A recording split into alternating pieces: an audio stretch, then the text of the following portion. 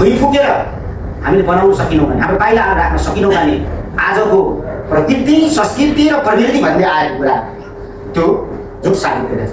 र आजको श्रम संस्कृति पार्टी आजको दुनियाँमा नेपाललाई सजिलो ढङ्गले नेतृत्व गर्न सक्छ भने पनि झुट साबित हुन सक्नेछ। त्यस कारणले सास थामेर गम्भीरताका साथ आज हामीले हाम्रो पार्टीको समीक्षा गर्नुपर्नेछ। र हिजो मात्रै मैले अध्यक्षलाई भनेको छु, तपाईँ छिटो आउनुपर्छ, बैठक बस्नुपर्छ। हामीले अब छिटछिटै प्रकारको छलफल बसेर गहिराइमा बस्नुपर्छ। पार्टीको स्पष्ट रणनीति र कार्यनीति बनाउनुपर्छ। त्यसको बाटोमा हामी हिँड्नुपर्छ। यो बहुजाति, बहुभाषिक, बहुसांस्कृतिक देश त तर कसैले आफ्नो वीरता खानु सदियौँ वर्ष वीरताको रूपमा यो देशमा उनीहरूले रचगज पनि गरे। हजारौँको बलिदानबाट प्राप्त भएको धर्मनिरपेक्ष व्यवस्थालाई समाप्त पार्ने अर्को यो खेल सुरु भएको छ। यहाँ हामी सतर्क हुनैपर्छ र गम्भीरताका साथ म भन्छु गणतन्त्र चाहिँ राख्ने, तर त्यसको अगाडि हिन्दू थप्ने, हिन्दू गणतन्त्रको निम्ति यो कोसिस भइराखेको हुनसक्छ। हामीले गम्भीरताका साथ, सचेतताका साथ पाइलाहरू चाल्नुपर्नेछ र हामीले हाम्रो आवाजहरू पनि त्यसरी नै उठाउनु पर्नेछ र हामीले हाम्रो पार्टीको रणनीति र कार्यनीति त्यही रूपले बनाउनु पर्ने म देख्छु। तर हेक्का रहोस्, संविधानको चारवटा खम्बा भनेको गणतन्त्र, धर्मनिरपेक्षता, समानुपातिक समावेशी र सङ्घीयता र यो चारवटा खुट्टामाथि नेपालको संविधान उभिएको छ। एउटा खुट्टा कसैले फाँच्ने दुस्साहस गर्छ भने देश फेरि धुवामा हराउने खतरा छ। देशको मानचित्र नरहन पनि सक्छ।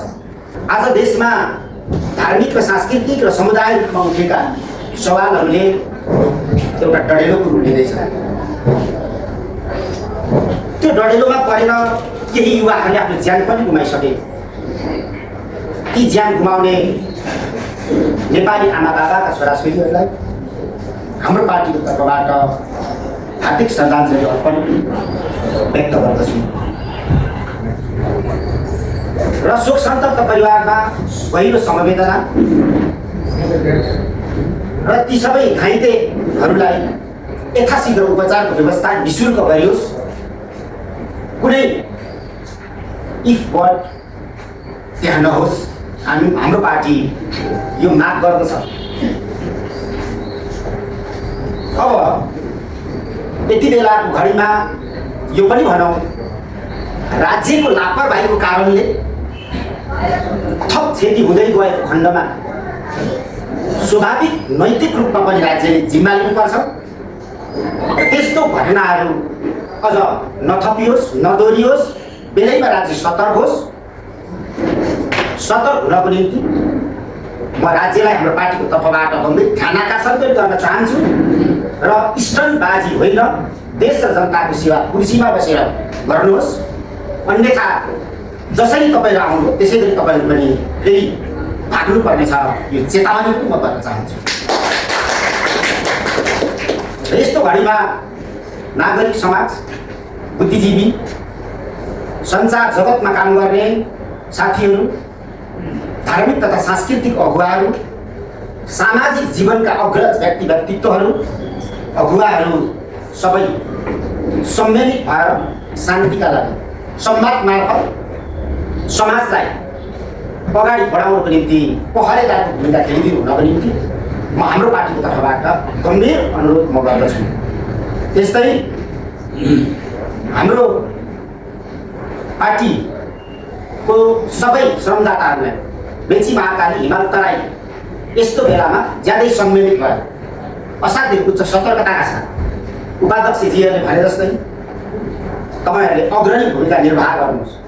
कतै बलेको आगोमा घिउ थप्ने काम हाम्रो तर्फबाट कतै नहोस्, त्यो भुल नहोस्। किनभने हामी यो समाजलाई रूपान्तरण गर्न हिँडेका मान्छेहरू, यो देशलाई बदल्नुको निम्ति हिँडेका मान्छेहरू। हाम्रो भूमिका पनि अग्रणी नै समाजमा हुनुपर्छ भन्ने म हाम्रा श्रमदाताहरूलाई अनुरोध पनि गर्न चाहन्छु। देश रहे मात्रै हामी रहन्छ, हामी रहे मात्रै सपना रहन्छ। हाम्रो सपना रह्यो भने मात्रै हाम्रो भविष्य रहन्छ। र सम्झना आउँछ कि यस्तो आर्थिक रूपमा खिलखिलो भएको देशले थप हिंसाहरू बिहोर्नु सक्दैन। अब झन् हिंसात्मक रूपले देश अगाडि बढ्दै जाँदाखेरि राज्य मुक्तसक भयो भने, जनताहरू मुक्तसक भयो भने, बलेको आगोमा घिउ थप्नेतिर हामी गयौँ भने देश नरहन सक्छ। कहिले पनि ननिस्किने सुरुङभित्र पस्न सक्छ। र त्यस्तो देशमा हामी बाँचेको नागरिकको अर्थ पनि हुँदैन।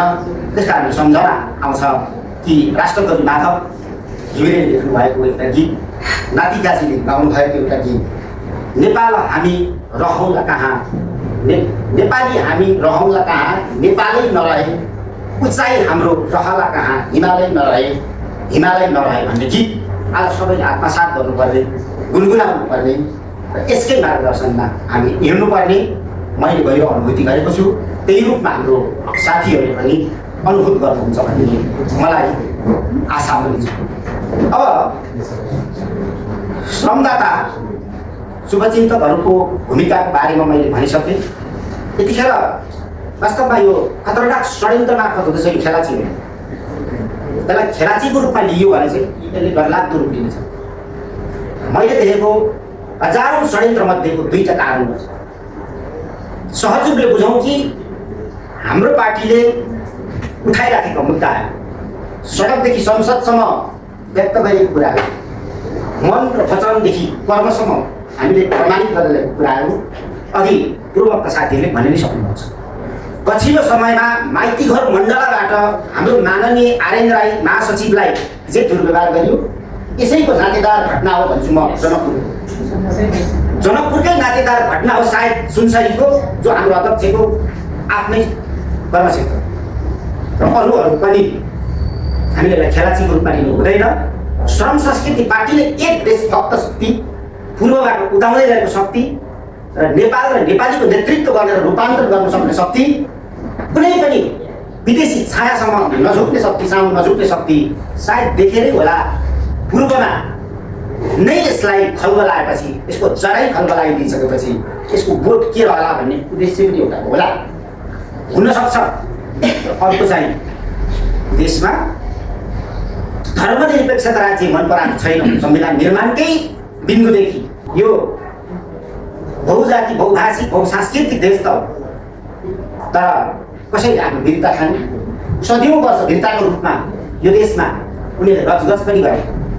हजारौँको बलिदानबाट प्राप्त भएको धर्मनिरपेक्षता व्यवस्थालाई समाप्त पार्ने अर्को यो खेल सुरु भएको छ। यहाँ हामी सतर्क हुनैपर्छ र गम्भीरताका साथ म भन्छु गणतन्त्र चाहिँ राख्ने, तर त्यसको अगाडि हिन्दू थप्ने, हिन्दू गणतन्त्रको निम्ति यो कोसिस भइराखेको हुनसक्छ।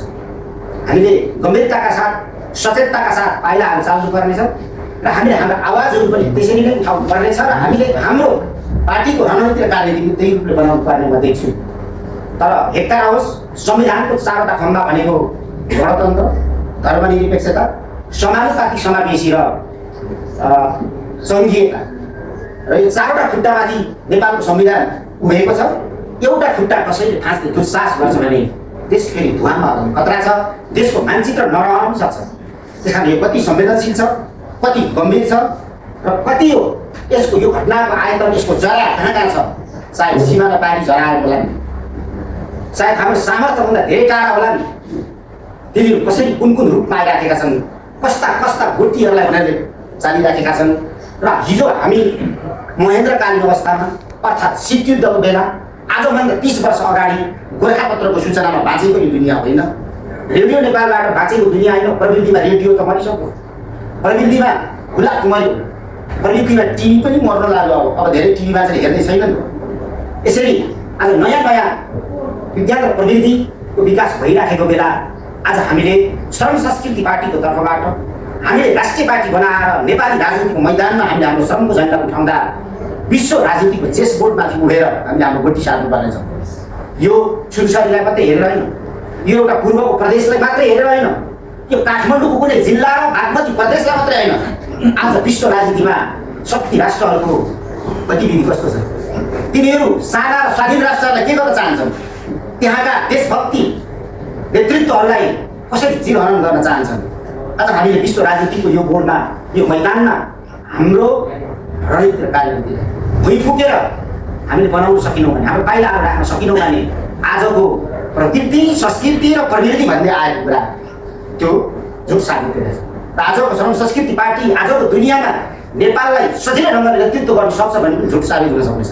त्यस कारणले सास थामेर गम्भीरताका साथ आज हामीले हाम्रो पार्टीको समीक्षा गर्नुपर्नेछ। र हिजो मात्रै मैले अध्यक्षलाई भनेको छु, तपाईँ छिटो आउनुपर्छ, बैठक बस्नुपर्छ। हामीले अब छिटछिटै प्रकारको छलफल बसेर गहिराइमा बस्नुपर्छ।